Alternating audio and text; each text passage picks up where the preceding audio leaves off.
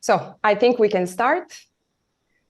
Ladies and gentlemen, dear friends, colleagues, I'm very happy to welcome you to our very timely and very prestigious webinar discussing the 2023 Enlargement Package and the functioning of democratic institutions in the Western Balkans. My name is Milena Mihajlovic. I'm the Program Director of European Policy Center, CEP Belgrade, and I will be the moderator for today.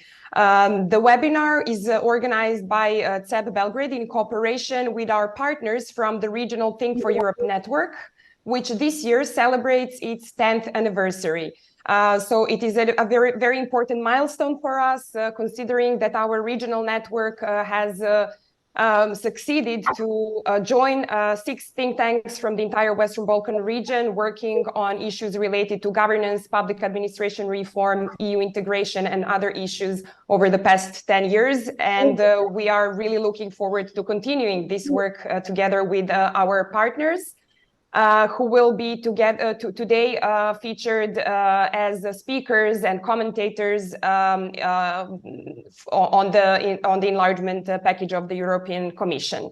As I said, today we will hear the presentation and discuss the enlargement package 2023, the long-awaited enlargement package, I would say, and the growth plan for the Western Balkans, as well as present and discuss the findings of our project, focusing on the assessment in the area of functioning of democratic institutions, which has been supported kindly by the Italian Ministry of Foreign Affairs. The opening speech, sorry, just one piece of technical information. The webinar is being recorded and also streamed on Facebook, and afterwards it will also be uploaded both on Facebook and YouTube for all those who would like to hear it afterwards. All the questions from the audience should be asked through the questions and answers section. Please focus your questions in that section here in Zoom. So now I would like to give the floor to His Excellency Luca Gori, Italian Ambassador to Serbia, to give his welcome and opening remarks, and after that we will proceed with the presentation of the enlargement package by Director General of Engineer, Mr. Gertjan Kopman. Ambassador Gori, the floor is yours. Thank you very much, Milena. Thank you very much to you, to all your team for the work you're doing. Very happy to be here, and I'm very happy to see that there are representatives from the region, and I want to say hello, of course, to the General Director Kopman from Brussels. So thank you for this important event. I would make just 3 or 4 points very quickly. First point, Italy is always very much focused on cooperation with civil society organizations. So we were very happy to support this important project, which is developed and implemented by the European Policy Center. And the project goes under the name Supporting the EU Integration Process of Western Balkan Countries by enabling better tracking of reforms in the area of the functioning of democratic institutions. So it's a very important objective. And I'm very happy that the project was concluded in this very moment when the enlargement package has been released. So it's a very happy coincidence, and it would, I would say, serve the purpose to make a very important discussion today. With regard to the enlargement process, Italy has always been, I would say, very convinced in the idea that we have to speed up this process. Unfortunately, during the last 10 years, this process was not a priority for the European Union, at least in the way we wanted to see it. But with the enlargement package released by the Commission yesterday, I think we are entering a new phase with regard to the enlargement process. Why? if you look to enlargement also through an historical perspective, I think there are three conditions that should be met to make the enlargement working. The first condition is to have enlargement high on the agenda in Brussels. As I said, this was not the case in the last 10 years, but today we can see that enlargement is back on the agenda, is a priority. It is something on which all the member states, all the European institutions are focusing their attention. Of course, Ukraine, the aggression by Russia to Ukraine changed the geopolitical context, and this is the new reality, and it is a very good news for also the Balkan region. The second condition, it is that we have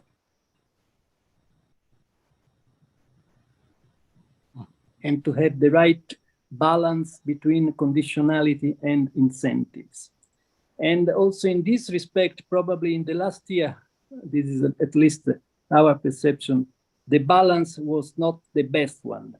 But today, with the growth plan, I think there is a new balance in with regard to the relationship between conditionality and incentives. It is a more, I would say, encouraging balance, and the countries of the region should profit from a very, very generous proposal, a very important proposal made by the Commission, because it is not only a question of financial means, it is also an idea which is very important, the idea of a gradual integration into the single market, which is, I would say, something comparable, if I may, to visa liberalization in 2008, 2009. It is something very tangible, it is something very concrete, and I hope people in the region will have the possibility to appreciate the importance of this proposal. And the third condition to make the enlargement working is, of course, to have the countries in the region ready to make investments in the reform agenda, ready to invest political capital in the European perspective. And here I saw the reports with regard to Serbia, but also with regard to the other countries of the region. And here there is still, of course, a long way to go. If I should quote the Beatles, I would say a long and winding road for the countries of the region. But I mean, I hope they will really take into account the new reality and the new energy that exists today with regard to the enlargement. So just to conclude, now we have a very important proposal on the table. We have a new momentum in the perception of the member states of the European Union. We have a growth plan. We have Brussels, which is preparing itself to enlarge, which is another important development. In Brussels, they have started to think of how to be ready for the next wave of enlargement. So we have a lot of positive news. Now we have to avoid the business as usual scenario. We have to avoid that despite all these positive developments, in the end, we will end up in the business as usual scenario, in a scenario where we won't be able to make progresses with the enlargement process. This would be really something that we cannot afford, we as the European Union, with the EU member states, but also with regard to the countries of the Western Balkans.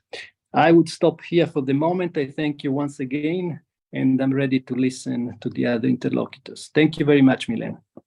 Thank you very much, Ambassador Gori. And I would like to somehow highlight from your introduction your call for making sure that we do not go back to the business as usual, and that the region and the candidate countries actually seize the momentum which obviously has been created in Brussels, but also among the member states which, as you have said, have started to seriously think and consider the institutional and other preparations of the European Union for the next enlargement, and have really started to, let's say, see the enlargement through the prism of their own preparations. Indeed, a momentum that shouldn't be wasted. This actually now, let's say, prepares perfectly for the intervention and the presentation by Director General Koopman. Director General, we are all eager to hear your remarks and to hear your highlights from this new enlargement package, and especially the growth plan for the Western Balkans. Thank you very much, Milena. Luca, thank you for these introductions, for the very apt description of the situation which the ambassador has just given. Indeed, I think enlargement is back. It's absolutely necessary. It's back because of the geopolitical realities in which we live. And it's back because we all stand to gain significantly from it, both the candidate countries and the EU member states. And I think that new reinvigorated energy permeates the enlargement package that was adopted yesterday. I will say a few words about some of the highlights, then zoom in on the growth plan, which I think is particularly relevant to colleagues on the call, and conclude with a few thoughts. So the highlight of the report, of course, is the proposal to open accession negotiations with Ukraine and Moldova. After a careful assessment, the Commission has concluded that the reform pace in the East has been truly impressive, and that the reforms have largely been completed. So our proposal is to open accession negotiations, given what they have achieved in terms of reforms. We have also suggested to make Georgia a candidate country on the understanding that it completes a number of the reforms. And here I would like to draw your attention to the explicit references to better alignment with the CFSP and the need to protect European values also through fighting disinformation. I think this is a bit new in the way we have framed the process, but it's important also, I think, for the Western Balkans going forward. Now, let me say that obviously the emphasis on the East is dictated by the geopolitical realities, dictated by the need to anchor these countries in the EU, but the assessment has been made on the merits of the reforms, and I think that is very important. I obviously sit in a position where I can compare the progress achieved in the East with that achieved in the Western Balkans, and I must say that there is a big difference. And that is really something I think the colleagues in the Western Balkans need to take to heart. Obviously, the circumstances are very different. The stage of the accession process is also different. But the energy, determination, commitment, drive I see in the East has not yet been replicated in the Western Balkans.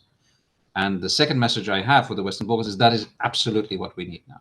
There is, as Ambassador Gori has said, a window of opportunity that should be seized.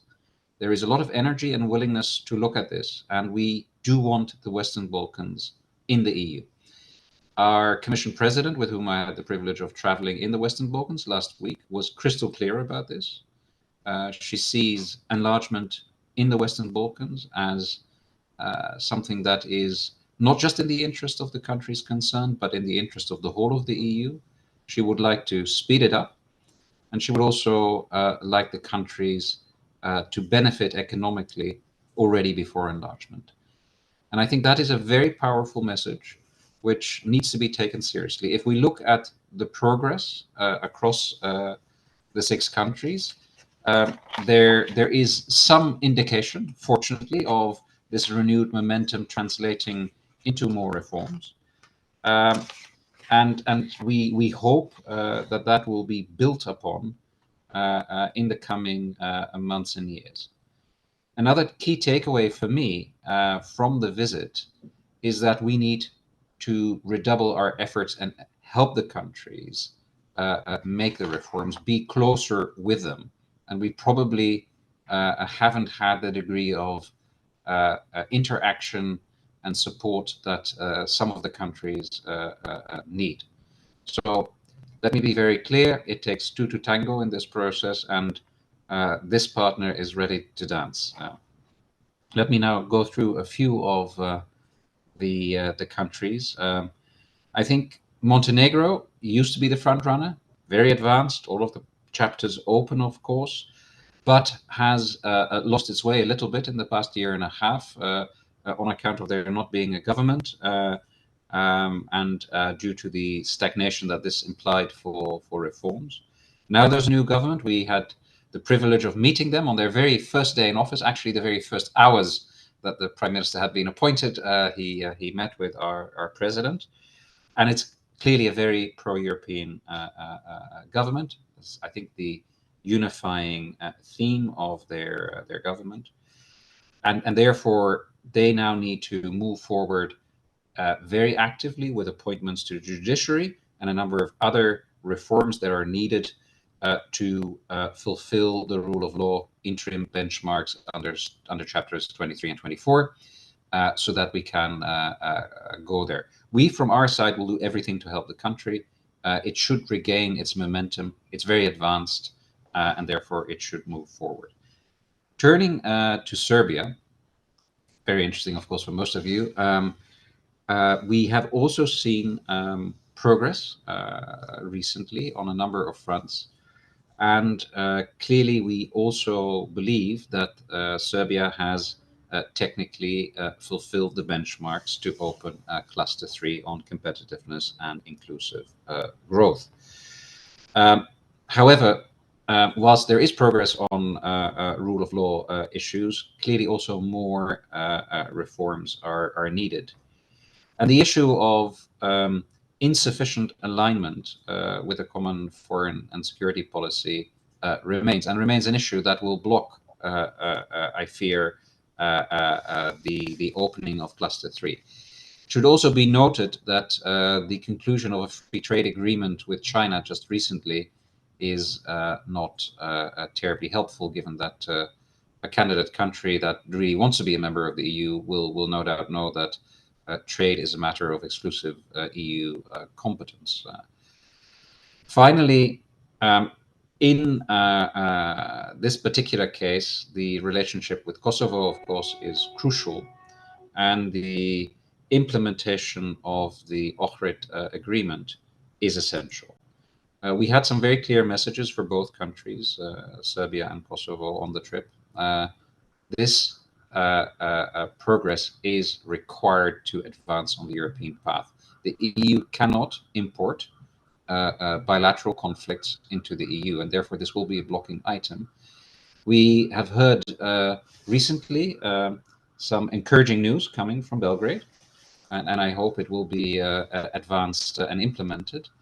We're, of course, also looking very carefully to see that the perpetrators of the heinous attack on the 24th of September are brought to justice, and that accountability is found for these attacks.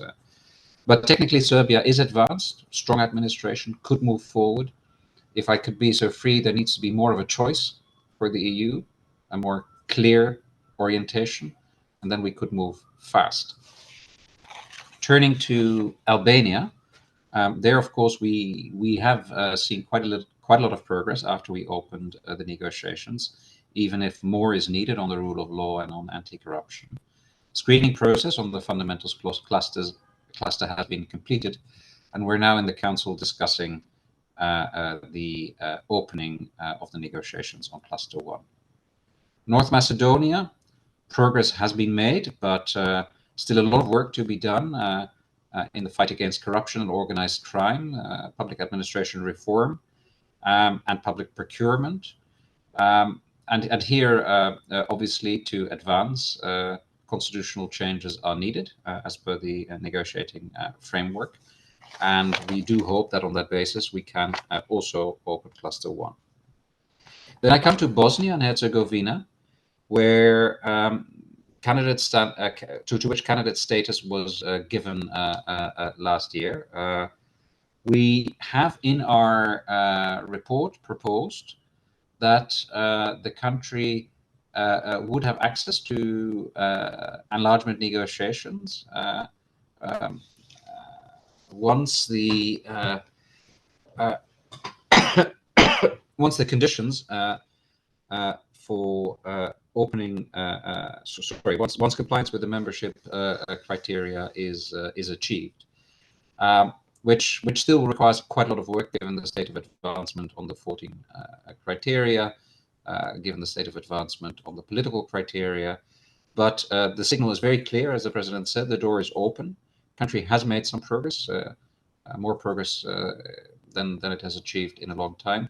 And obviously, we are very concerned about the secessionist and authoritarian tendencies in the Republika Srpska, which need to be addressed. Kosovo, the issue here is largely what I've mentioned, normalization. Kosovo needs to move on this, notably through the implementation of the statute for the association of Serb majority communities and municipalities. We want to see progress there. At the moment, Kosovo is subject to measures. We would like to avoid that staying in place for too long, but for that, Kosovo does need to move. Once it does that, we will be in a different world, and we can look forward to different discussions. I will skip Turkey, formally, of course, an accession candidate, but in practice, not an active negotiating partner.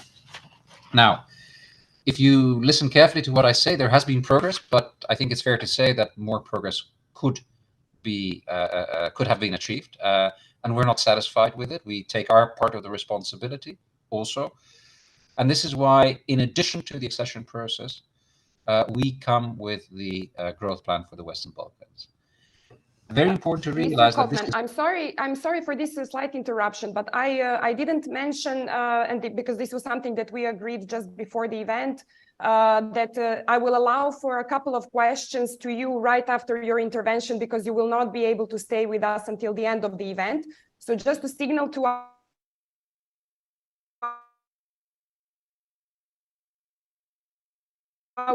that in case that they would like to ask a question to you, I will be able to pick up probably 2, maybe 3 short questions just after your presentation and just before giving the floor to my colleagues from the TEN network to offer their comments. So once again, sorry for this slight interruption, but I wanted to make sure that our attendees have sufficient time to think about their questions that they would like to pose to you. Much appreciated, Milena. So let me go back to the growth plan. This is a plan that aims at doubling the size of the Western Balkans economies in a decade to really put them on a much higher growth trajectory, and at the same time to accelerate the accession process. So this is not instead of the accession process, it is for the accession process. The reason that we've come with this is that the convergence of the region with the EU average is standing at a miserly 35%. It's too low, which is bad for the region, but it also makes accession de facto more difficult.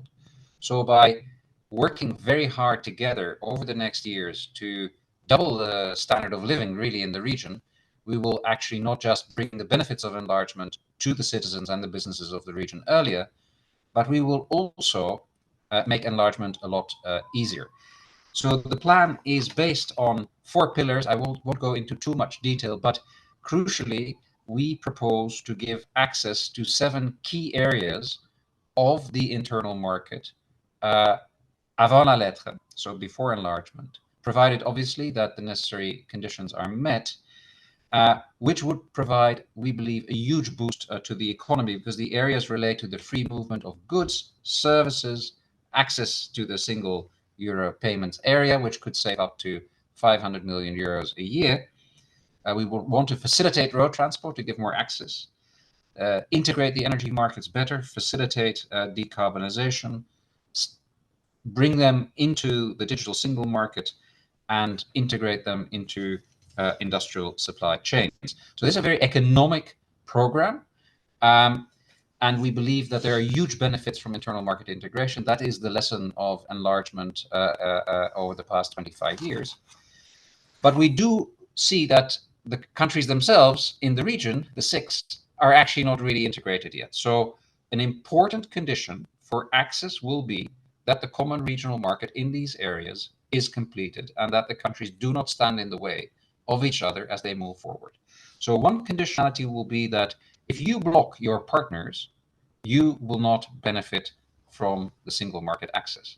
But just to be very clear, because we know how important it is to get the incentives right, you can only block yourself. So you will have access if you give access to your partners, even if your partners don't give it. That's very important. We really believe that the common regional market needs to happen. It needs to happen soon. It can add 10% of GDP to the economies, so it's very, very important. And it would be the logical complement of the single market, essentially creating an integrated economic space across the Western Balkans and with the EU. Now, that is very important, but it's not enough. We also need more reforms to boost economic growth and to create the conditions under which you can get the maximum out of this integrated economic area. And that is why we propose that the countries conclude reform agendas with the EU in which they commit themselves over a 4-year period to 2 types of reforms. One, the hard reforms under the fundamentals that are necessary for the accession process, but that are not forthcoming deeply and rapidly enough. And secondly, important socioeconomic reforms to unlock growth directly. We would follow the model here of Next Generation EU, which is our economic recovery program in the EU. It's actually very similar in logic. So payments under this new instrument would be conditional on fulfilling these objectives first. Very different logic from IPA 3, which does not have this type of ex-ante conditionality. The proposal would come with ex-ante country envelopes. So countries are entitled to envelopes, to additional funding over a 4-year period. But the funding is only available if they actually succeed in making the necessary reforms, for which they will have an additional year if they don't do it according to the agreed time schedule. Otherwise, the money will be recycled to their neighbors. So this is genuinely a race to the top. There will be 6 billion euros available for this in our proposal, 2 billion euros in grants, 4 billion euros in loans over a 4-year period. So roughly doubling the support that is available for the region, very significant. Half of the funds will have to go into the Western Balkans investment framework, so to accelerate infrastructural works, an essential precondition, obviously, for linking up to the internal market and integrating across the region. And the other half will be for budget support to offset at least partly the cost of the reforms, for example, in the field of education. So this is a very bold move. I should add that this money is not available in the budget right now. We have included it in our proposal for a revision of the MFF. But as you have seen, our president toured the region last week. And in essence, this was her top priority, the new growth plan, which gives the Western Balkans the same as the member states have. So it's the Western Balkans reform agenda, the Next Generation EU for the Western Balkans, which together with this renewed emphasis on accession works in tandem and should allow us to pull the economies and the societies of your countries in the region closer to the EU much faster. So it's a very positive agenda. But as I said, it only works if both parties engage. So we need everyone in the region to step up to the plate and to engage with us, to take the necessary responsibilities to make this happen. If we make this happen, then I'm convinced that the region will catch up with the East and will be able to join in the foreseeable future, which I think would help complete our union. Thank you so much. Thank you very much, Mr. Koopman. Indeed, a very rich and very comprehensive set of proposals for the Western Balkans, which I think as a good news is going to be strongly based on our countries and our own leadership's willingness, political will to press on with the difficult reforms which have been stagnant mostly in the previous period. And we can only hope that this package and the generous offer that has been presented by the Commission will, on the one hand, inspire action in our governments, but of course, before that, also that they will be supported by member states, and that the new financial support which has been proposed by the Commission will indeed be adopted by the 27 member states.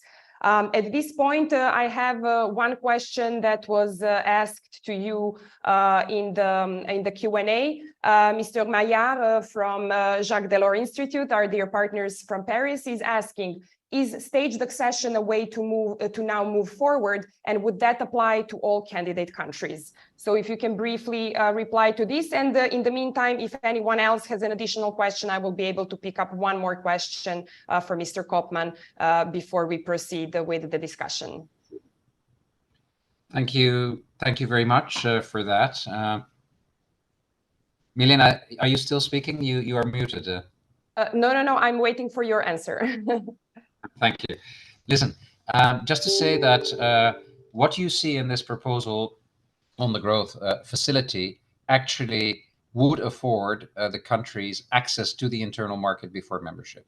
So in that sense, it is a form of staged accession, bringing them into important parts of the EU well before they join.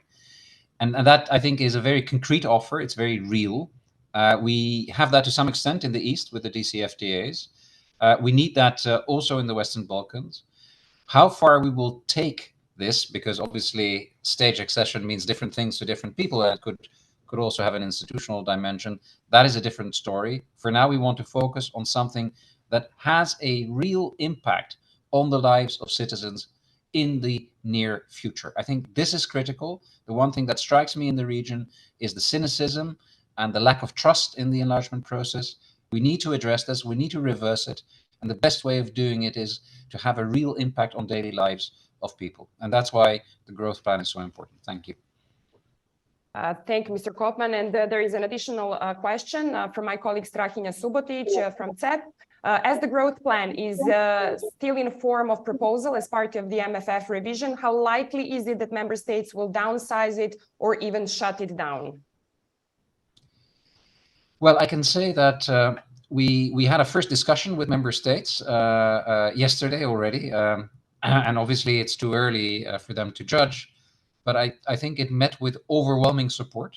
People know, member states know the power of this next generation EU type reform program. They see it has worked in the EU, they benefit from it themselves, and they see how it would not only benefit economically the Western Balkans, but they also see the link with enlargement and how it could act as a locomotive for enlargement. So that was very positive. Obviously, there's a financial question. Budget negotiations are never easy. So no one is committing himself to signing off on the 2 billion. We've only asked for 2 billion. The 4 billion can be borrowed. But I personally think that we have made a very good start with our member states. Also, we want to start working on the reform agendas, the plans that underpin much of this with our Western Balkan partners immediately. In fact, we will kick off this process next week in Skopje, where the ministers of finance of the six meet. Well, I've asked them to bring their teams, not just the Ministry of Finance teams, but the core teams that will work on the plans, so that we can make a flying start.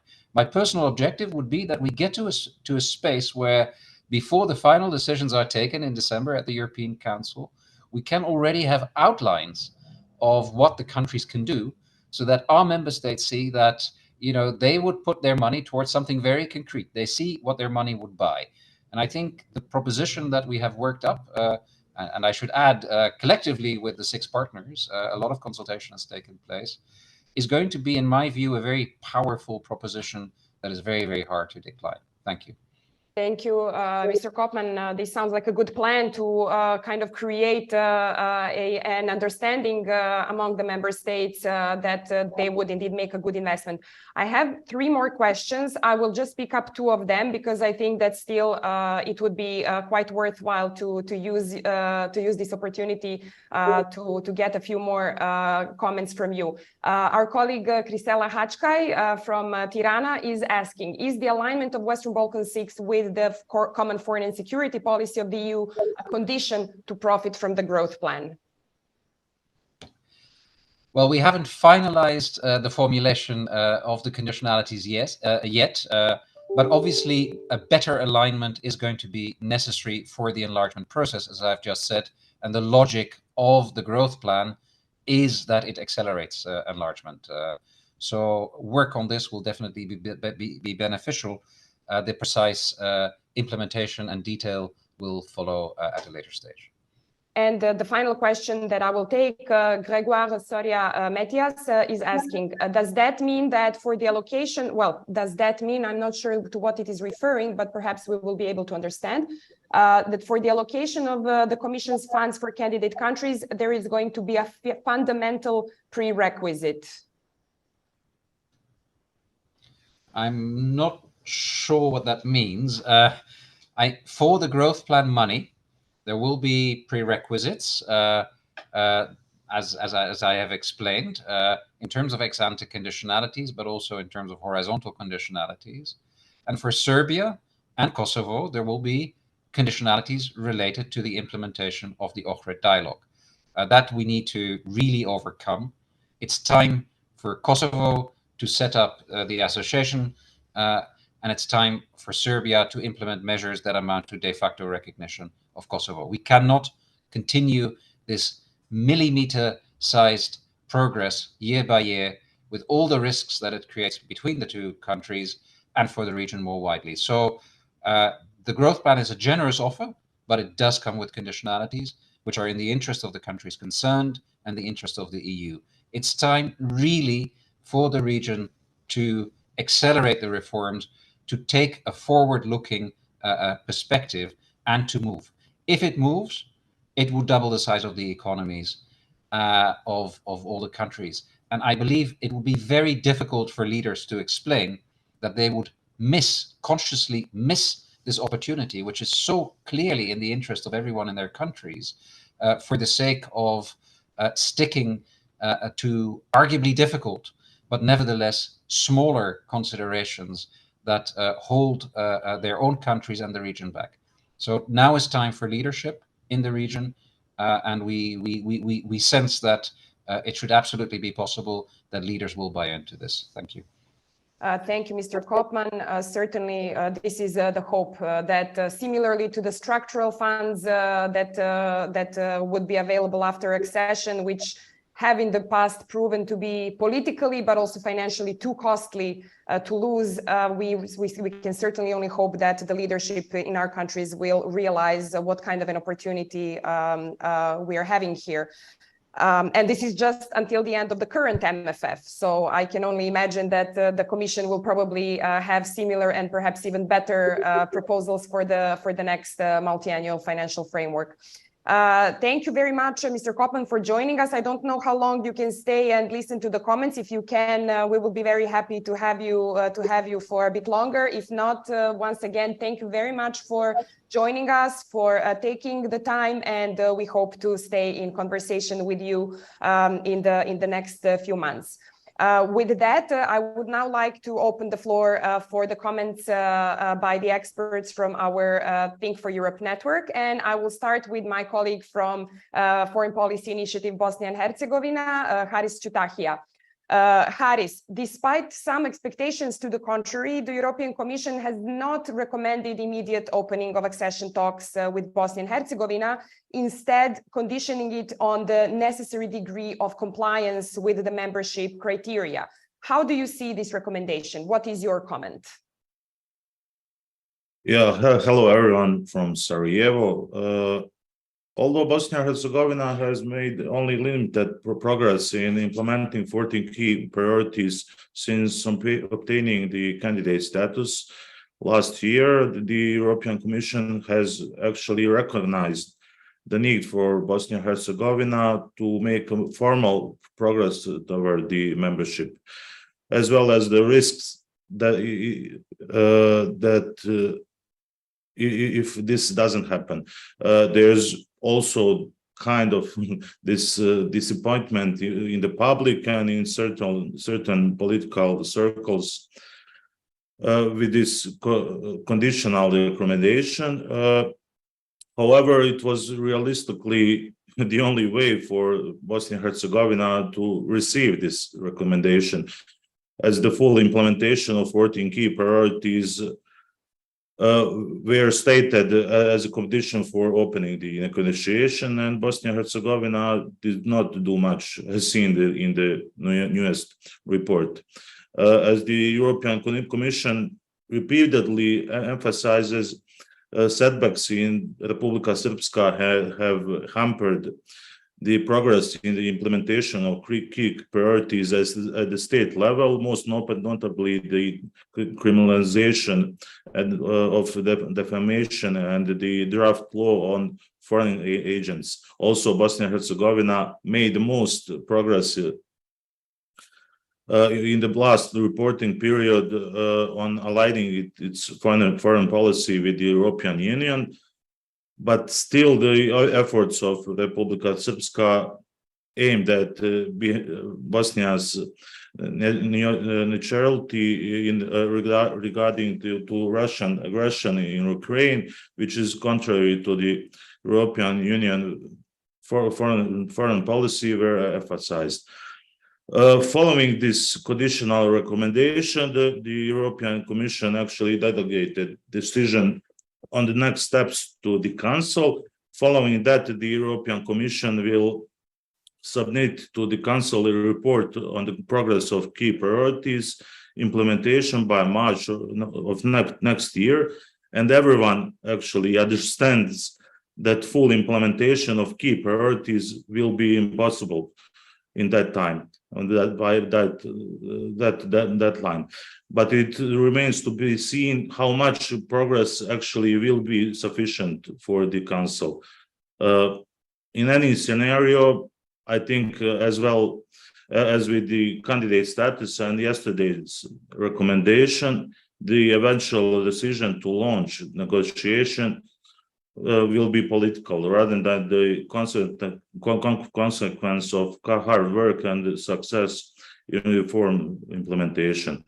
At the end, I would, for the millionth time, like to stress the importance of opening the negotiations with Bosnia-Herzegovina without insisting on full implementation of 14 key priorities.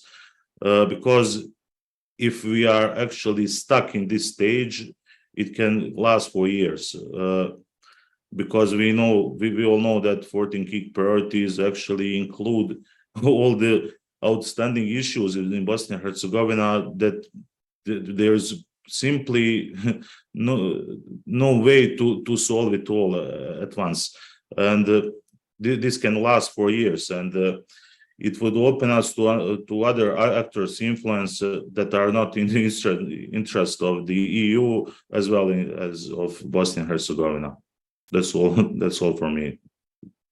Thank you very much, Haris. And certainly, yes, new dynamics in the process could also bring, hopefully, new dynamics and new energy to implement the reforms as well.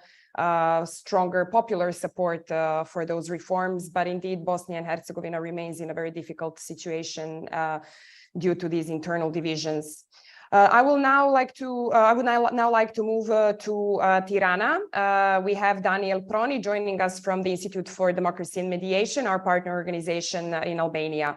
Daniel, Albania has made quite a few headlines recently, mostly in positive context. Some of them include heading the UN Security Council, being very vocal there in favor of Ukraine, opening a College of Europe campus, which is certainly very positive news for the entire region, hosting the Berlin process, and most lately signing the migration agreement with Italy. On the other hand, some news were also made by negative events. For example, the corruption scandal involving the management of EPARD funds. How does the new report on Albania reflect both the positive and the negative developments in your country? Thank you, Milena. Well, first of all, congrats to the CEP team for organizing such a timely, very interesting event. You mentioned a few headlines, but from a national perspective, it is not that easy or straightforward putting them into positive or negative columns, so to say. Well, undoubtedly, the work of our representation in the UN Security Council has been commendable, particularly in support of Ukraine.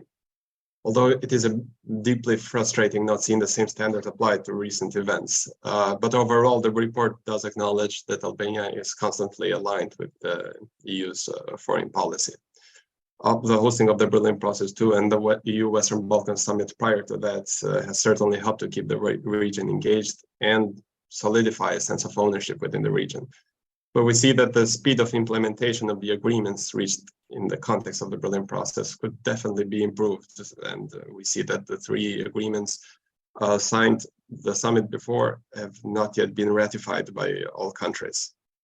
And well, on the other hand, as you said, the opening of the College of Europe campuses in Tehran is one of the most exciting initiatives of recent years. And hopefully it will help to strengthen the support, especially among youth, regarding joining the EU.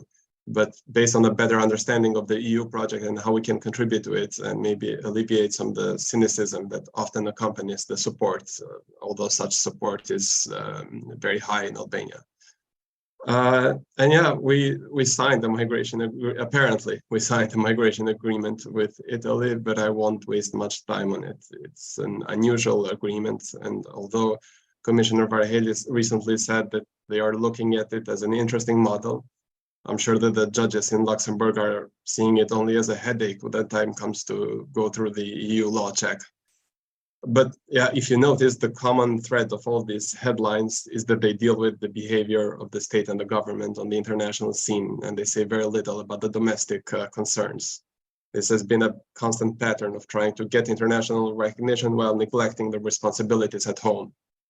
But back on the accession process and the report, as also the Director General noticed, the 2023 report on Albania shows that there are some moderate improvements in certain chapters. And there has been some progress, whereas in other areas or chapters, this progress maybe has not been maintained. I won't spend too much time going into much detail because I believe that the regional picture is more important also for the participants. But the report does highlight that the justice reform in Albania is progressing well, and the special prosecution against corruption and organized crime did register some results and successes, most notably by issuing arrests for former mayors, judges, ministers, and even a former deputy prime minister. But we see that there's still interference by political actors with the judicial system, and there has been very few investigations on or sanctions against public officials that make accusations against the judges. This year, the report also seems to put more emphasis on media independence and the relationship between the economic interests of media owners and their political agendas, particularly in the context of these high-level arrests for corruption and money laundering, where influence in the media is used to interfere with public opinion and judicial processes by putting pressure. This relatively stronger wording is also seen in the communication of the enlargement package in the accompanying document, where the Commission notes the elements of state capture and undue influence of oligarchs. Maybe the use of this word for the first time is a result of the inclusion of Ukraine, Moldova, and Georgia, where maybe it's more prominent. But I prefer interpreting it as applying to all enlargement countries because, well, it's true for all. Among others, the report also highlights some concerning elements, such as slow economic convergence that the Director General did mention, concerns about the government's use of normative acts to amend the state budget, a very limited number of public consultations for legal acts, low public spending on health and education, and a decline in enrollment in education, which may be linked to the massive youth immigration that Albania is experiencing. also linked to the CEP project, which will be presented later. It may be noted that the third-party indicators referenced also by the European Commission, but also the ones used by CEP in their study, follow the same trend of showing minor improvements or regressions, although the compound effect of this very slow progression in the long term is not to be underestimated, because if it goes on, then the attention is more towards the lack of progress, of desirable progress, rather than this incremental progresses.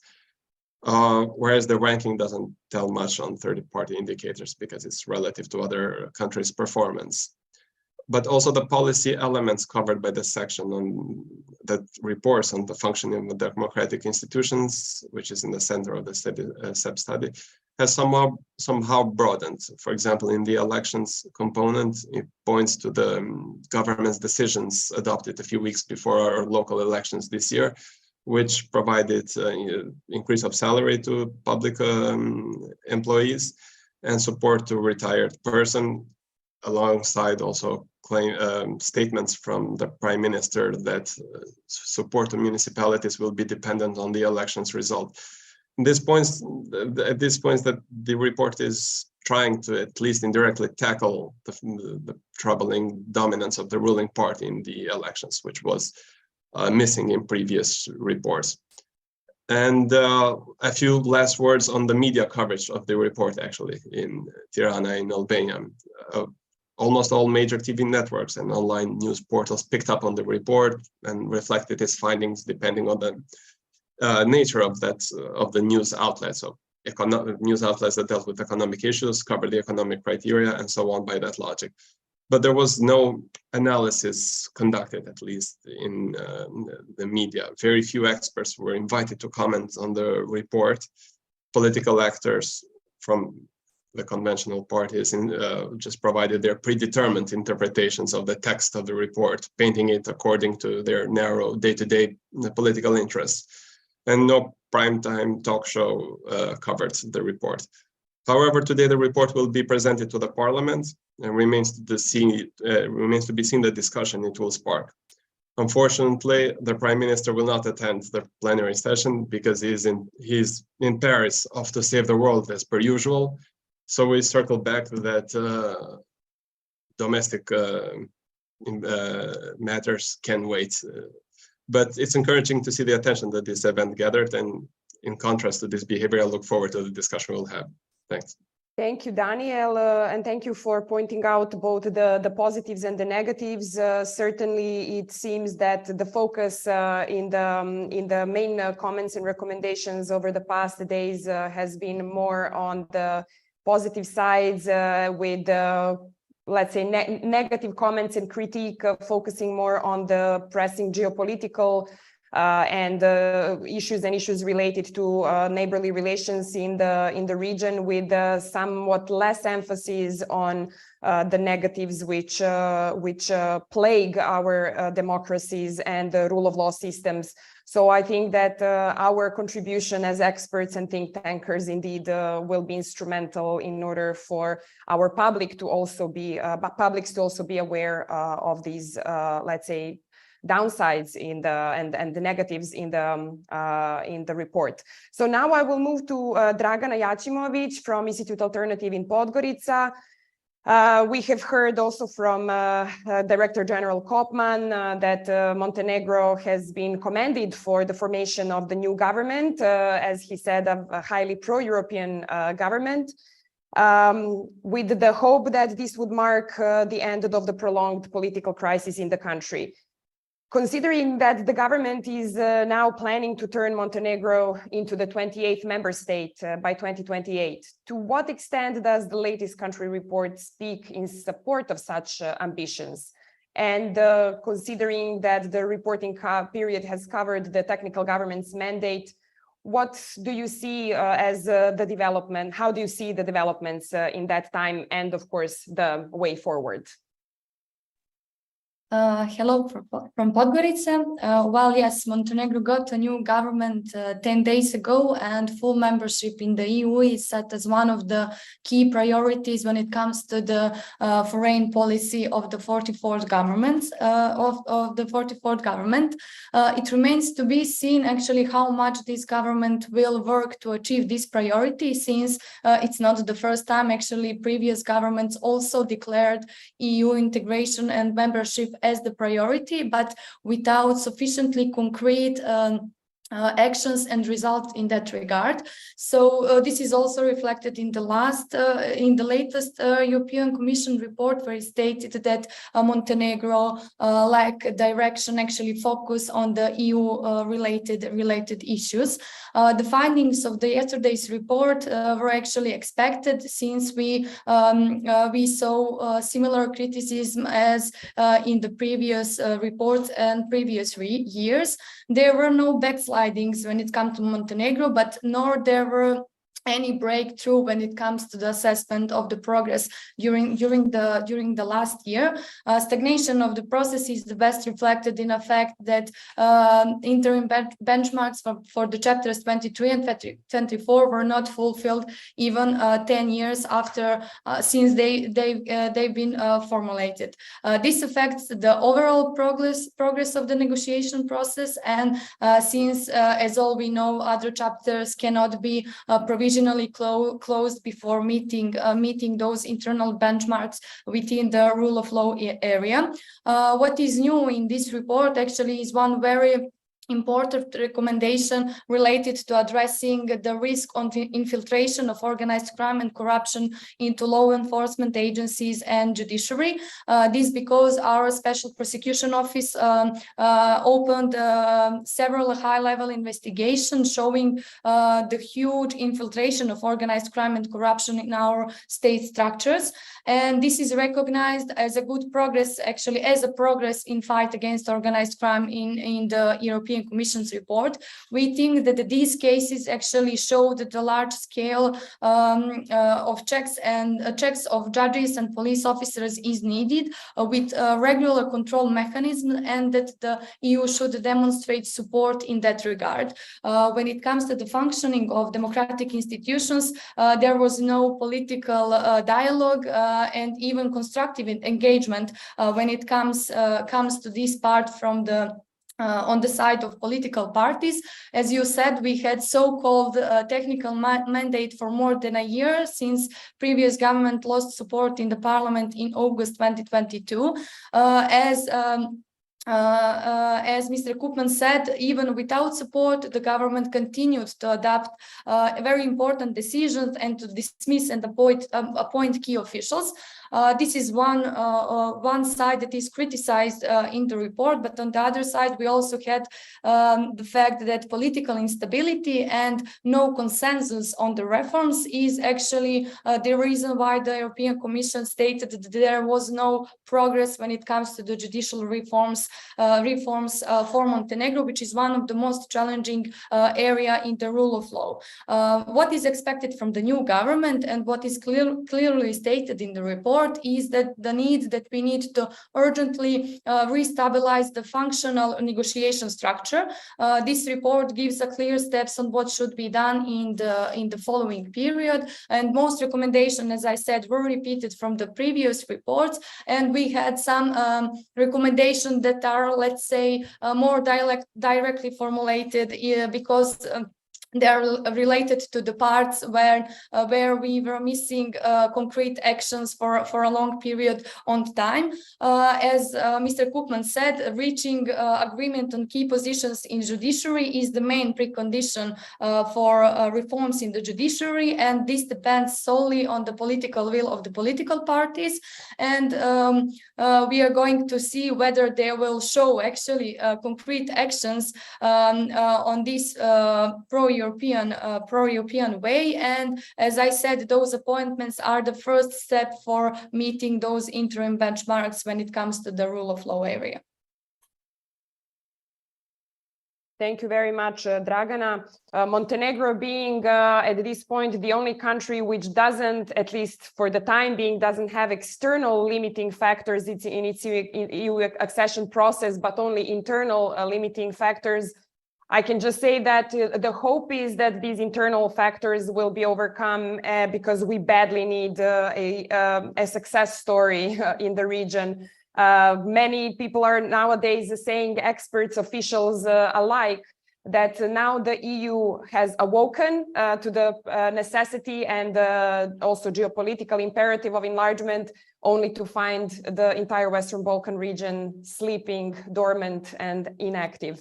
So the hope is that perhaps Montenegro will be the first one to wake up. Now I will move to my colleague Simonida Kacarska from European Policy Institute in Skopje. Simonida, the president of the European Commission stated in Skopje that North Macedonia's progress was amazing and that the screening process was going smoothly. How do you think the new report reflects North Macedonia's progress in the past year? And additionally, if you can also briefly mention in your answer the likelihood of the constitutional changes, of the adoption of the constitutional changes which are required for further progress in the accession negotiations, hopefully before the mid-2024 elections. Thank you, Milena. You can hear me well? Yeah, good. Yes, North Macedonia, the report actually kind of deviates a bit from the words amazing in terms of the assessment of the progress of the country in the last year. What we see, and we do this analysis for more than a decade now of the trends in the assessments and the findings on a horizontal level. What we see actually, there's a couple of findings that I would like to share here with you. One is that also due to the delay or the limbo in the accession process of this last decade, actually we've encountered in North Macedonia this stagnation of the grades for the preparedness to take over the obligations of the acquis.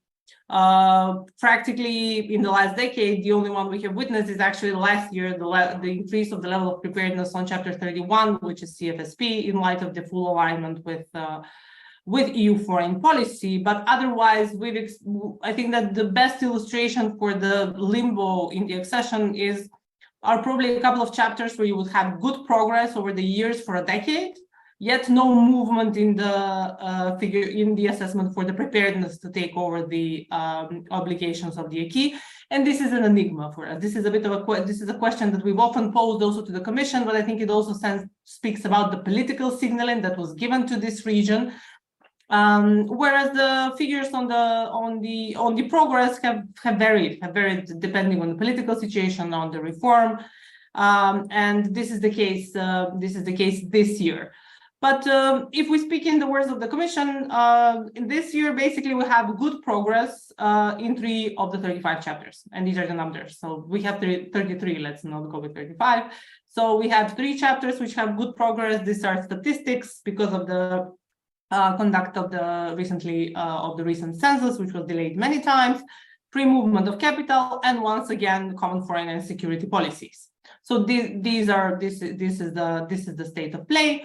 On the other side, the worrying elements that most of us speak over these 2 days about are the lack of progress or no progress determined in the judiciary and the fight against corruption, including the political polarization, which affects the functioning of the democratic institutions. And all of these areas are actually in the fundamentals cluster, which poses a challenge for many of us, including the government, that have for a decade now emphasized the argument that North Macedonia is highly aligned with the acquis, because we all know that its alignment is comparable to Serbia and Montenegro. But if we're faced with this no progress in judiciary and in key areas of the fundamentals, then this argument does not really stand on good legs.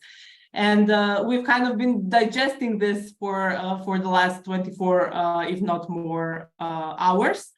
But we are hoping that it will also be a bit of a wake-up sign for a lot of the actors beyond, including the government, but also beyond the government that have responsibilities in these areas. I think that these are the key elements that I wanted to share about the progress reports. If you would allow me, I just have 2 or 3 sentences also as to the response to the growth, the initial response to the growth plan. Absolutely. Okay? You have another minute and a half, so please. Okay, wonderful. We as an organization, actually, on the last Berlin Civil Society Forum, we led the work of the working group on the access to the single market. So that's why this new growth plan is also very much relevant to a lot of the discussions that we had also with colleagues that are on the call. One of our recommendations actually in terms of how to avoid to create a parallel stream, because this is something that Mr. Kopman also very much emphasized, was potentially to consider front-loading together the fundamentals with the single market in the accession negotiations, because this is something that will be a necessity in light of the new developments. It's something that I wanted to share, and we are kind of looking at that also in-house. But we were also potentially we also saw that the Commission might be going to amendments to the SAA to provide for some of these actions that he mentioned. So my question, if he was here, I would ask is, when can we expect those amendments to the SAAs, and potentially the risk that I would like to warn against potentially of them just consuming so much time, energy that they might divert us actually off the path of accession, because these are some of our initial responses that we wanted to share, and to go back to sharing these recommendations in terms of actually front-loading the two, at least these 2 clusters together in the accession negotiations as a response to the new developments. And I'll end there. Thank you, Simonida, and very good remarks indeed regarding the front-loading of internal market, although being aware that the internal market is actually a huge share of the acquis, together with the related policy areas such as consumer protection, food safety, etc. It is difficult to imagine everything being front-loaded, so it will indeed require a huge workload and huge commitment and administrative capacities by our governments to be able to seize these opportunities which have been offered. And as for your question regarding the amendments of the SAA, we will make sure to relay these questions to the DG Kopman and his team after the event, and hopefully get some clarity on that rather soon. I will now proceed with my dear colleague Arbreša Lođa from the Group for Legal and Political Studies in Pristina. Arbreša, during her visit to Pristina, Ursula von der Leyen congratulated Kosovo on its hard work, effort made, and progress, especially in strengthening its democracy. Considering that the past year has been characterized by notable tensions between Belgrade and Pristina, to what extent did this affect also the domestic reform agenda? Let us know, please, how the latest country report reflects on this state of play. And furthermore, as you explored possibilities for Kosovo to attain candidate status in one of your recent publications, do you foresee this happening in the December? What do you think is the way forward for Kosovo? Thank you very much, Milena. Pleased to join you today, and congrats on the initiative to organize the event. Let me just briefly touch upon how we see the report, and then go back to the question on the membership status. Unfortunately, we did not receive the report as encouraging as it was indeed for some of the other candidate countries. In general, the report notes limited progress, in particular in areas related to fight against corruption, organized crime, the functioning of judiciary, but also related to freedom of expression and many other areas. We believe that mainly, and it also reads from the report, that the reasons for such assessment are mainly often due to a lack of satisfactory implementation. Given there is, in many cases, a good legal framework in place or new laws are approved, the implementation lacks. Let me reiterate the fact that, in general, the dialogue has consumed much of the government's energy throughout the last decade, but in particular throughout the last year. The events in the north, the Banjska event, and then now the sanctions that Kosovo is facing have been some of the issues that have consumed most of the energy and time of the government, but also, on the other hand, have been the main or the common denominator for political polarization in Kosovo. Rightfully, the Commission assesses that Kosovo has political stability within a government that continues to enjoy a good majority, the necessary majority. However, the parliament has not properly been functioning, given the political polarization which continues to dominate the parliament of Kosovo. And adding to this, the Commission rightfully notes the boycott of the Serbian deputies, without whom the laws of particular importance cannot be improved. This year, the report takes note substantially, which is quite different from the last years, on normalization of relations between Kosovo and Serbia. A major focus has been given to the criticism of not implementing the obligation from the Brussels Agreement from this year in Ohrid, but also other agreements in the past. This relates to both countries, both Kosovo and Serbia. But this year, we see that Commission has asked concretely Kosovo to start implementation of ASM, but also to revive the political activism of Serb community in the north, including participation in political life, but also in taking part of or being present in the institutions following their resignation after the events in the north. What the public opinion and us have found quite disappointing was the way that the report draws on the Banjska event, considering the initial declarations of EU after or following the Banjska event. Hence, it is considered in the public opinion among political parties, but also civil society, that the language has been largely simplified and the seriousness of the situation is largely undermined. Moving to rule of law, as I'm aware of the limited time that we all have as speakers. We still have around a minute. A minute. So it's stated that Kosovo is at an early stage of developing a well-functioning judiciary, fight against corruption. It's noted to be an issue of concern, irrespective of several initiatives in rule of law, initiation of the vetting reform, and several other legal initiatives. As far as the accession and the membership aspiration of Kosovo, considering the current state of affairs between Kosovo and the EU, and adding to the fact that the application membership has not been put in the agenda of Council of Europe, we believe there is a very dim perspective, to not say no possibility, that the candidate status is to be attained in December. We see the report and also the approach of EU and the Council to be highly, in a way, relating and restricting everything directly to the ASM. So the whole process of Kosovo towards EU and the progress in itself is closely tied to the ASM, and we saw that also in the from the speaking that the DG Mr. Popman had.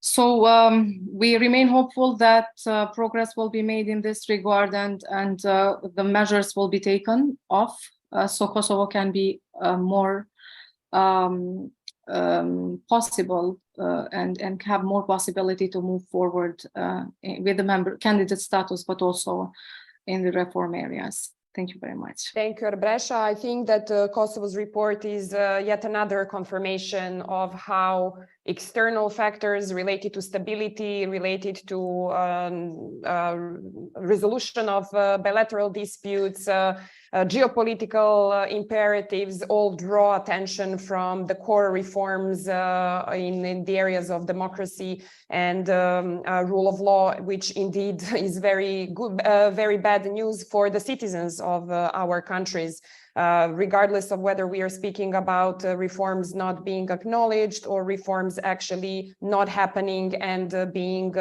let's say, being put somehow in the background of these other more pertinent priorities. And I always wonder what will happen when we all align with the CFSP, when we all have all the bilateral and the other disputes resolved, what will remain of our democracies and the rule of law in our countries. But not to become too pessimistic, I will now give floor to my colleague Strahinja Subotic, program manager here at CEP Belgrade. So Strahinja, although Serbia is formally considered still a front runner in the process, alongside with Montenegro, for which the Director General Kopman also said that it used to be a front runner. Similarly, he could have said it also for Serbia. And we know that reality often paints a different picture. What does the latest country report tell us? And please address also the issue of foreign policy in your reply. To what extent does it feature prominently in the report? And especially considering that last year we had the first recognition of backsliding precisely in the area of common and security policy. Thank you, Milena. Thank you for the questions. I first wanted to note that indeed the Commission's report has attracted a lot of media attention, and ever since yesterday, the key question was whether one should positively or negatively assess the findings of the Commission's report. My typical answer was that depends on the perspective. If one looks at the report from a minimalist perspective, which is something our government has done, then the report is quite acceptable, considering that we indeed had no backsliding noted in any of the chapters. However, I would warn against taking this perspective because it's similar to, let's say, a pupil going back to his parents or her parents from school and saying he has great news, he didn't get an F, but getting a grade after. So for me, this is a minimalist or damage control perspective, which actually is not conducive to the requirements needed for Serbia on its path towards full membership. Instead, if one takes the more ambitious 2030 perspective, then this will give us a completely different reading of the report, maybe a more concerning reading, as unfortunately Serbia has had 2/3 of its chapters rated with limited progress and a third having some progress. In that sense, from this perspective, one would read it in a negative sense because 2030 would mean 2000 perspective would tell us that indeed the target date, which we hope for, would be completely out of reach for Serbia if it continues with these, to quote Mr. Koopman, millimeter size progress across chapters. We've had numerous problems and reports, the report notes it. We've had a dysfunctional parliament. We had an inconducive environment for civil society organizations. We've had a questionable geostrategic steps taken vis-a-vis China and Russia, and overall the anti-EU climate or rhetoric often being propagated by the government and their own pro-government media. So all of these issues send a warning message that Serbia is turning into something that I would label as a limbo state. Yesterday, I used the term in Serbian that it's become zaglavljena država, or a limbo state, a state whose defining feature is its inability to break from the status quo. I say this because, for example, I've been working at the European Policy Center for the past, since 2017, actually.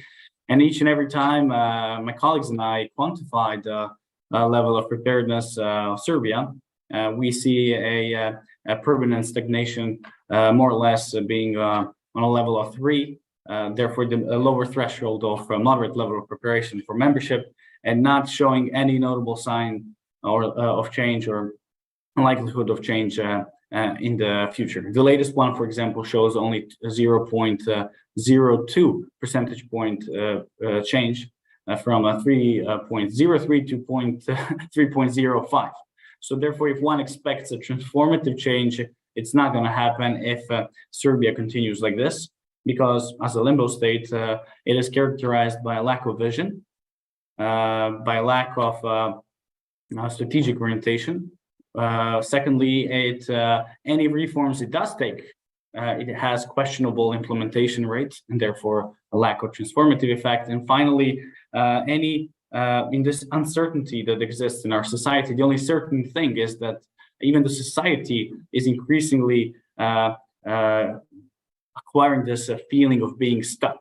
And that's why our polls are showing that not only citizens are dissatisfied, tired, but they're also becoming hopeless when it comes to Serbia's likelihood of ever becoming a future member state. So therefore, one could hardly expect those citizens to fight for rule of law, democracy, to have high voter turnout, because they've been pushed into apathy as they look at our society as a country that looks like a maze without an exit.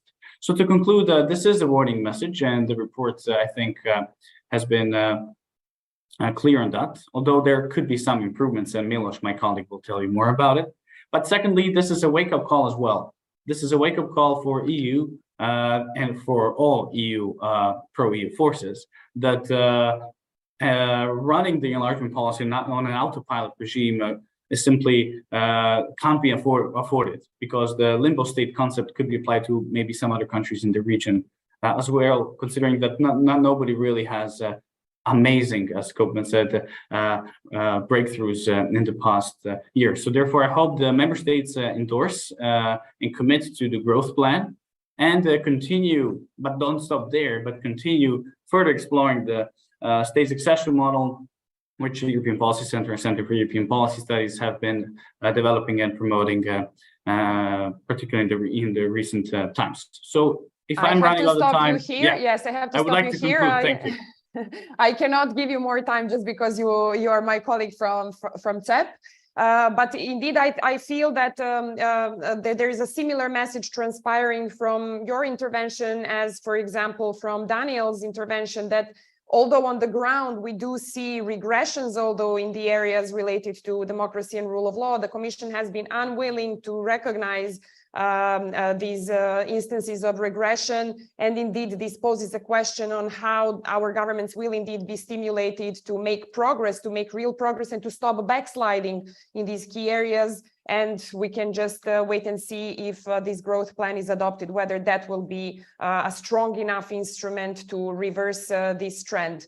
At this point, I would just like to remind our audience that they can still keep posting their questions in the Q&A section. We will have a discussion with all our panelists after this last short presentation that will be given by my colleague Milos Pavkovic, a researcher here at CEP, who will briefly present the main results and recommendations of our project, which has been generally supported by the Italian Ministry of Foreign Affairs, and which has precisely focused on the quality and consistency of the Commission's assessments in the area of functioning of democratic institutions. which just happens to be the only sub-area in the fundamentals cluster which doesn't receive assessments of progress and preparedness. So we have tried to give our 2 cents to this discussion and to make some recommendations that hopefully the Commission will take on board for the next reporting cycle. And we will now hear the key messages from Milos. Milos, just a kind request to you, since it is almost 2:30, to limit your presentation to 10 minutes so that we can have time for the Q&A afterwards. Please go ahead. Thank you, Milena. Thank you, Milena. I first want to thank you for inviting me, and I'm happy and honored to be part of this thought-provoking and interesting discussion. I have a PPT slides. I promise I will be on time. It's not going to be too long.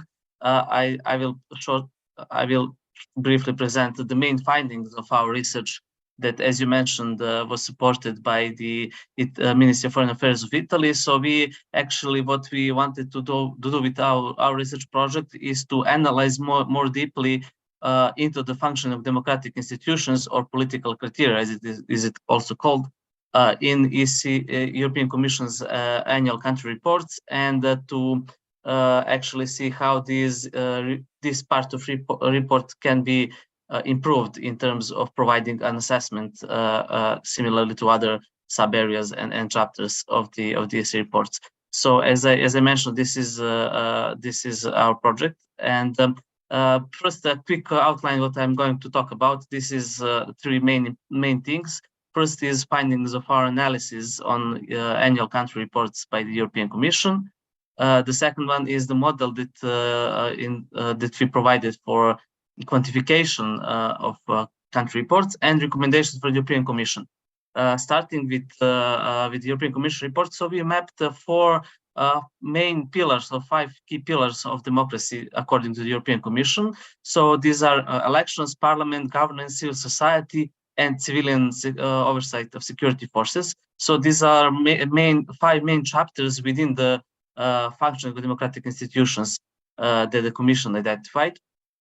And our approach was to carefully read reports for each and every Western Balkan country in order to map and analyze policy elements that the Commission mentions and analyzes in its this part of its report. So we, as one of the main findings, was that there were some bigger and some lesser inconsistencies among the countries and among the reports. For instance, you can see here in the area of governance that we have a lot of X's and triangles stating that this element is missing in one or in more country reports. Here are some very important elements that are missing in some countries. For instance, interethnic relations or transparency of local government, etc. I will not go into details. With the elections, the state of play is a little bit better, but still we can see some triangles and X's, meaning that the consistency of Commission reporting can be improved.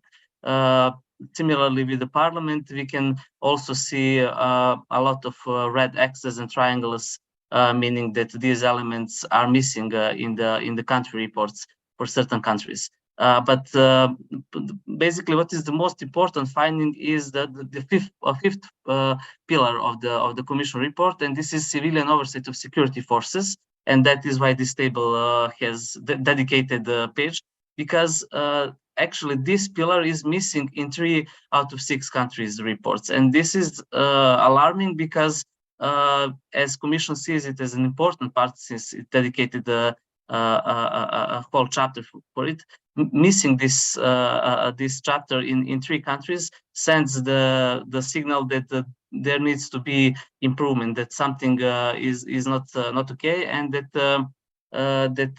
countries that are missing, Albania, Kosovo, and Montenegro, should have this kind of assessment in the future reports in order to improve consistency.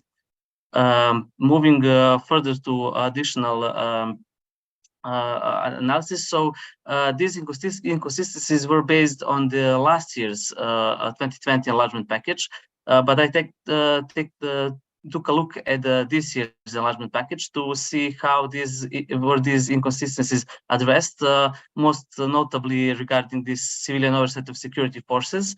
And here are the results. So the same countries in the Western Balkans are still missing this element, so Albania, Kosovo, and Montenegro. But this year we have also reports for Ukraine, Moldova, and Georgia. And Moldova and Georgia has this part of assessment, while Ukraine is missing. So again, we in the eastern neighborhood region, we see some inconsistencies when it comes to this pillar. Also, in the cases of North Macedonia, Moldova, and Georgia, this pillar is called civilian oversight of security and intelligence sector. So these civilian and intelligence sector are two different sectors, and it is important to have this in mind also when the Commission writes reports, because these are two different areas, and then we would suggest that all countries should have the same areas covered.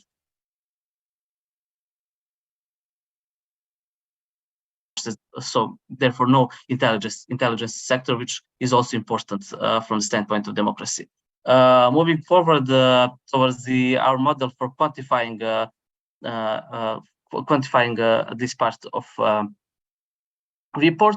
So as Milena rightfully mentioned, this is the only part of the European Commission report that doesn't provide any kind of an assessment, qualitative assessment. And we actually propose that there should be assessment following the preparedness levels in all other chapters, so from early stage up to a very advanced level.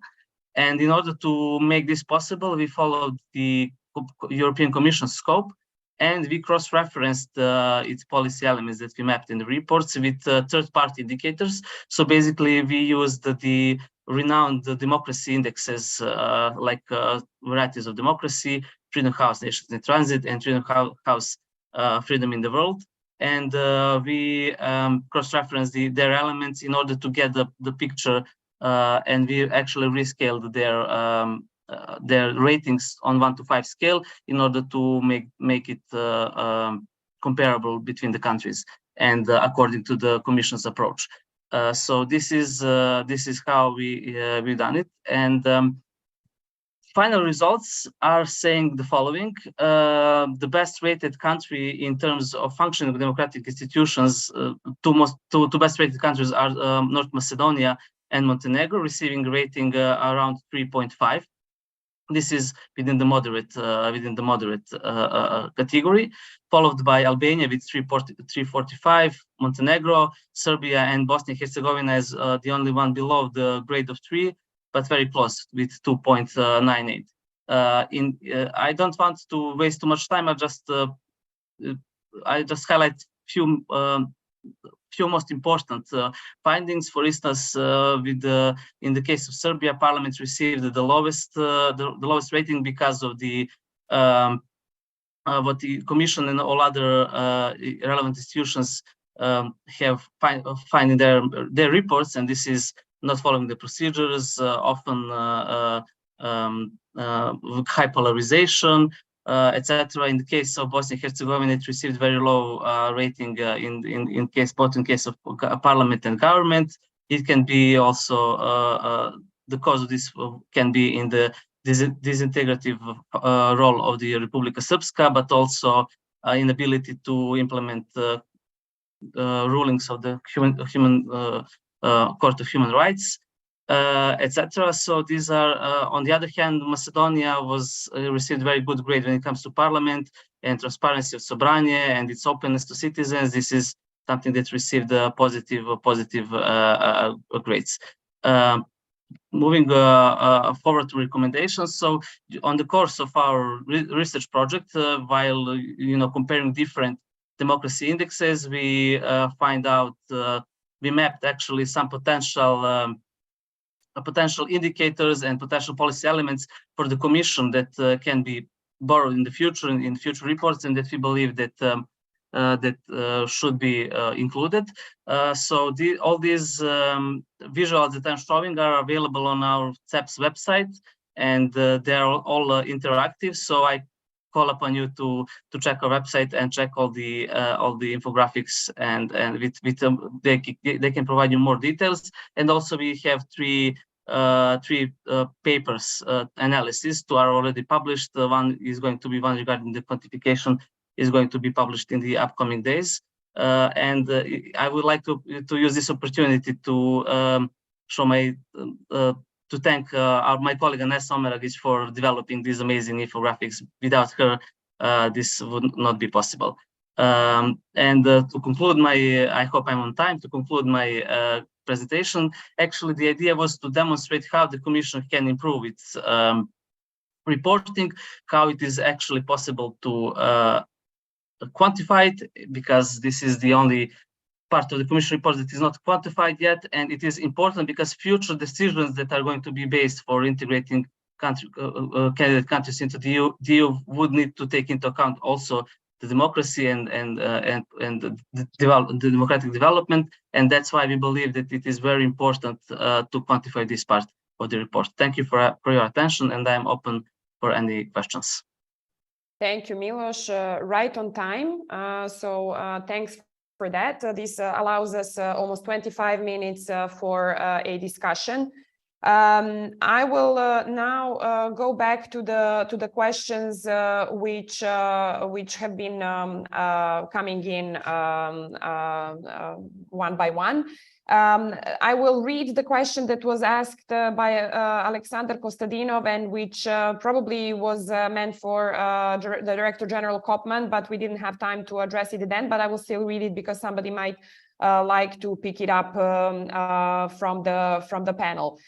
He says, recent study on Western Balkans and Russia assessing the trade impact of sanctions finds that Bosnia and Herzegovina and Serbia haven't aligned with the CFSP. Although, as far as I know, the Commission is now acknowledging quite a high percentage of CFSP alignment for Bosnia and Herzegovina. So maybe this is something for Haris to pick up on. Is there an EU response for the Russian policy of creating a list of non-friendly countries? This is important because other 4 Western Balkan countries have seen a negative impact of being placed on the Russians on the Russia's unfriendly list. Next, I will read out all the questions that we have, and then I will go back to the entire panel, including Ambassador Luka Gori. So whoever would like to pick up on these questions, please feel free, and you can also add your other comments and observations to your answers. Frauke Sebas, or Sebas, I'm sorry if I'm not pronouncing it right, is asking, can you maybe say anything about the oversight mechanisms that are envisioned for the progress or benchmarks of the NGP? Next, I have Entela Muratai. Hi, compliments to the organizer. Thank you. A question. Do you think that it would be better that public consultations can be led by civil society rather than by public institutions? This is quite a specific question related to the consultative processes. So perhaps somebody from my colleagues who are quite active in these areas can pick up that answer. And last but not least, from my dear colleague Ivan Vejvoda, could Strahinja please comment on the upbeat comments of Serbia's Minister for European Integration about moving forward now on the reform issues? So please, dear colleagues, feel free to come in as you feel inspired. I don't have some particular order in which I would like to ask you to comment. So maybe it's best if one of you steps in. Milena, can I? Indeed, Luka, please go ahead. If you allow me, just a couple of comments. First of all, to thank you very much for all the observations, comments that you gave. Also, the colleagues from the region. It's very useful for me to hear all this position. Listening to everybody, I have a couple of comments to make. The first, it is that, of course, we are coming from a period of very low reciprocal expectations between Brussels and the Western Balkan regions. So low expectation in Brussels vis-à-vis the reform agenda for the governments of the region, and very low expectations in the region vis-à-vis the capacity of Brussels to move the enlargement process forward. So we are coming from this very long period. So I detect still, of course, a very deep frustration, and the necessity also to build, I would say, a new confidence in the relationship between Brussels and the region vis-à-vis this new, let's call it strategy, or the growth plan and the new enlargement package, the new momentum which is now present in Brussels. We have to really rebuild a trust between the European Union and the region vis-à-vis enlargement. The second comment, it is that we listen very often to the governments of the region, and they are often a little bit critical with regard to the European Union. Then you, for different reasons, you are critical with the European Union because sometimes the EU or the Commission is not sufficiently tough or sufficiently pushing for the reforms. So my question is, don't you see the risk that in the end, in the region, there is no positive, I would say, commenting with regard to the European Union, but everybody, for different reasons, is criticizing the EU, and in the end, the EU remains a little bit a victim of all these positions. And finally, I see that there is the awareness in Brussels that we have to move forward with the enlargement, but there is also the awareness that to have a bigger Europe, it doesn't mean by definition to have a stronger Europe. And to have a stronger Europe, we probably should move gradually.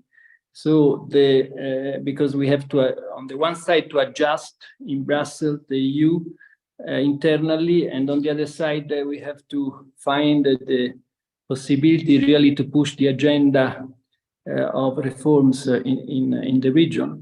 So I don't see a breakthrough in the next 1, 2, 3 years, but I see a gradual possibility of integration. So the mechanism of staged accession or gradual integration, I think it's the most realistic. Thank you very much. Thank you very much, Ambassador Gori. And I think that your question regarding the effects of the Commission's reports and observations, and especially the necessity that we from the civil society see to really call a spade when it comes especially to democracy and rule of law, maybe it can be picked up by somebody from the TEN network. Who would like to proceed with these will actually be your final comments, so please go ahead. Who would like to go first? I can, Milena, if that's fine. Thank you, Simonida. Please go ahead. Yeah. I think that there was a question from Alexander that I wanted to touch upon, but I think it's pretty much very similar to Christela's question. Whether the alignment with the CFSP will actually be a benchmark for using the money from the growth plan is very similar to what is the effect of the aligning with the sanctions in the region. I mean, these are very related questions. And to be fair, so far we've not seen that. I don't think that we've seen a sufficient difference in the treatment of the union between the countries that have aligned and those that have not aligned. And I'm trying to say this very politically correct because we have ambassadors here. And I think that we heard that this was a very good question to be posed for the growth plan. So we are looking forward to see what and where this will actually take us.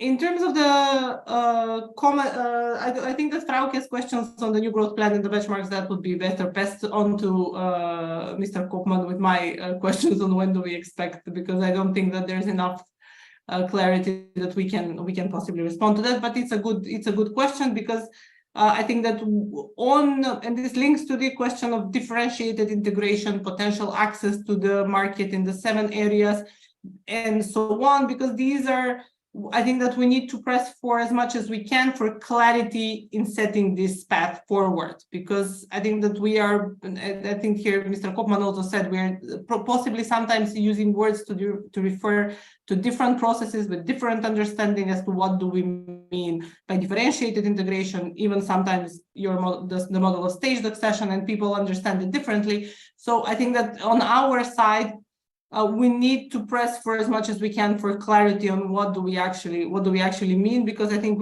there's a risk in this reshaping of the process that we get lost in translation oftentimes.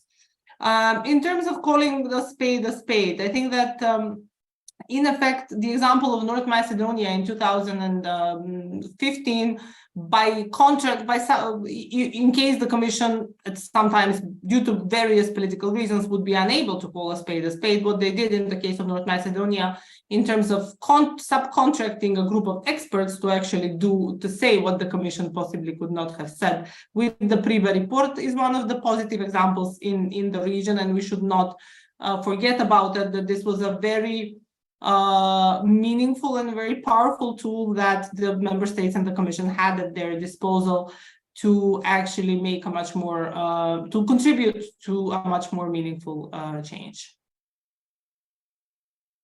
Thank you, Simonida, for this important reminder. Certainly a good tool that can be used in the future. Now, I don't see actually the whole panel, so I don't know if anybody is signaling that they would like to step in, but maybe I will call you one by one. Yes, and now I see you, and I see Arbresha waving her fingers. I hope I didn't misunderstand your wave. No, yes, I wanted to actually touch upon the question on public consultations. I want to give the perspective or to sort of say the experience in Kosovo. We have criticized the process mainly not on the means of who leads it. To me, it's not the most important thing whether institutions lead it or civil society leads it. Our experience is that our comments are not, and our inputs are not treated with the level of seriousness that the institutions should treat it, either by not responding on how they have received them, whether they have ignored them or whether they have received them, and if they have ignored them or removed them, why this has been the case. And I think this is what matters. It matters that the institutions see the civil society or whoever is involved in the consultation process as an important actor, and their comments are treated with seriousness. What has happened in several important reform processes in Kosovo is that the comments have not been taken into consideration. The government has its own view of how the reform should be put forward, and then the Constitutional Court has in many cases proved that we were right. So I think, and I hope that the approach will change, because in many cases, the consultation processes are held.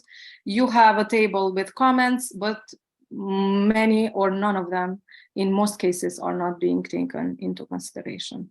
Thank you, Arbresha. And I think that this is a very similar issue that we are facing in most countries of the region. But at the same time, I think that the good news is that the principles of public administration and the public administration reform related conditionalities really focus on that. And together with us, hopefully, will create a pressure for this to change. Now, again, I don't see the whole panel here on the screen, but maybe I can ask Strahinja if he can address the question from Ivan Vejvoda. Thank you very much for the question. And of course, we've seen the minister having the upbeat comments, which is maybe even a welcome step or a contrast to the previous behavior of previous minister who used to attack the report and thus feed into anti-EU narratives. So at least maybe that could be a positive spin to it. But in practice, whether we can be upbeat about the findings, we'll actually see by December. As Mr. Koopman mentioned, the Commission will work, if I understood him correctly, with the Western Balkan countries on producing the reform agendas as a good package deal to be effectively sold in a convincing manner to EU member states who would have a final say on the growth plan. So therefore, I hope this reform agenda and anything that's reform related in the context of the growth plan will be seized as an opportunity by the current ministry and as a chance actually to change this perpetual status quo. But let's give them some time. Thank you. That's all on my side. Thank you, Strahinja. Somebody else also wanted to come in. I couldn't hear whether it was Haris or Daniel, but maybe Daniel, you can go first. Yeah, thank you, Milena. Just to follow up on the question on public consultation. Well, yes, I do agree that that the crucial thing is not who leads the process, but the fact that both sides sit down and come up with a reform on the public consultation which works and which is not undermined constantly by public institutions, by not following up on recommendations or by applying a formalistic perspective of the regulation. And secondly, on the question of the Mr. Ambassador on using maybe some strict tone regarding some elements in our countries, I think that we do recognize the need to have a balancing exercise in the reports. And I don't think that we counter this exercise per se, but at times we might have a perspective of this might also come from a point of frustration, because there are like supporting agents in our countries which want to engage with the European Union authorities to push forward, agents which could be students, academia, maybe us think tankers too, and civil society, but sometimes we are compliant too. So that maybe feel that they don't need any carrots to be useful to the integration process, and they certainly do not deserve any sticks. So maybe it comes from this point of frustration that there are certain elements in our societies that are ready to collaborate, to be useful, but they do not feel maybe empowered enough. Because I do agree that also from our side, I don't think it is pleasant to see in the reports that our countries are painted in darker notes, because these things that we are discussing, you can easily find them in any EU country, EU member states. So it's not about saying bad things about our countries. Thank you, Daniel. And now this brings me to Dragana. Dragana, there is a specific question for you.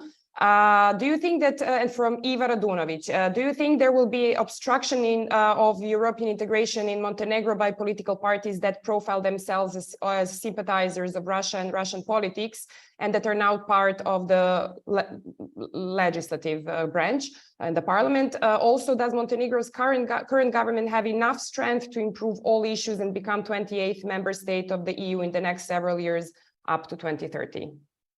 Well, thanks for the questions. As I already said, we already had EU integration declaratively as a priority even in the previous governments, and the same situation is with this current new one. So it really depends on the concrete actions of the government, what they will actually do to reach this priority. When it comes to the obstruction, here is the situation that even in the previous period and now we need two-thirds majority for appointing and fulfilling judiciary positions that are key precondition for judicial reform. So this is the same situation as in the previous time. So those parties can actually obstruct the pro-EU path of the Montenegro for not voting actually and not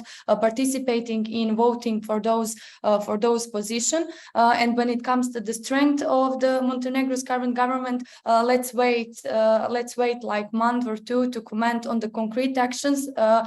We saw in their plan that they will do some things when it comes to the changing the negotiation structure, which is also a precondition for this technical part of the negotiation process.